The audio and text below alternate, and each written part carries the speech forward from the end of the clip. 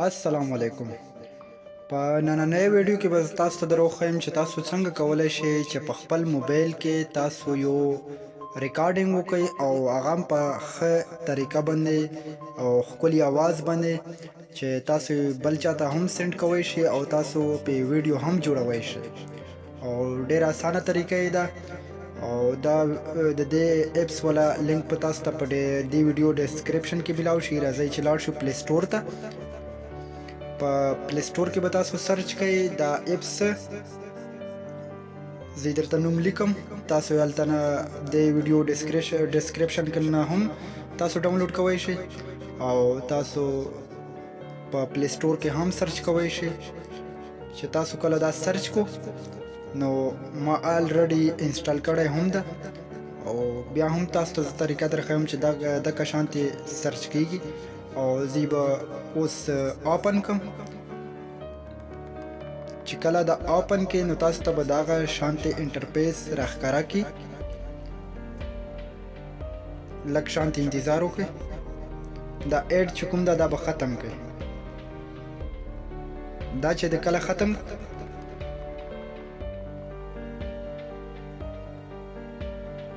لاړ بشي د پلس والا چې کوم نشان ده په دې به کلیک کړئ. سوري لږ انتظار وکړئ.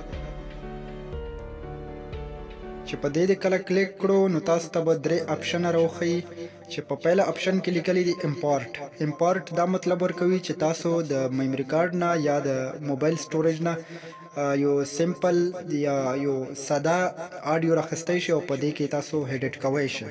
او دویم چې کوم دا ریکارډینګ ویډیو کې تاسو په دې کې لایف ویډیو هم کوی شئ او تاسو ریکارډینګ به هم ښایسته ورکې راځي. او په دریم کې لیکلی دي ریکارډ آډیو او په دې کې تاسو صرف آډیو ریکارډ کولی شئ په ډېر ښکلي اواز کې. او راځئ چې لاړ شو د آډیو ریکارډینګ ته. زه تاسو ته اوکې آی ویل به تاسو ووهئ، کلیک کړئ. چې کله تاسو دا کلیک کړئ نو هغې نه بعد به تاسو د سور نشان چې کوم غټ ښکاري درته په دې به تاسو کلیک کړئ. او ما ولا خو اوس مایک اوپن ده، د دې وجې نه تاسو ته ریکارډینګ نه کوي او زه به تاسو ته ریکارډینګ هم در وښیم او ډېر ښکلی شانت اواز ورکې ریکارډ کیږي. راځئ چې وګورو ریکارډینګ څنګه ریکارډ شوی ده. السلام علیکم، زه محمد عادل او تاسو ته به د اپ په انفارمیشن په باره کې درښیم چې دا څنګه کار کوي. ښه جي، تاسو ریکارډینګ ولیدو چې څنګه ریکارډینګ شوی و. ډېر زبردست ریکارډینګ و او تاسو یې په دې طریقه باندې ریکارډ کولی شئ او دا ډېر آسان ده او تاسو ترې ښه مزه اخیستی شئ. او دغه شانتې نور ویډیو او انفارمیشن اخیستو دپاره زموږ چینل سبسکرایب کړئ او ویډیو لایک کړئ. تاسو سپورټ ضرورت ده او انشاءالله دغه شانتې نورې ښکلې ویډیوګانې به درته جوړوو او د خدای په امان.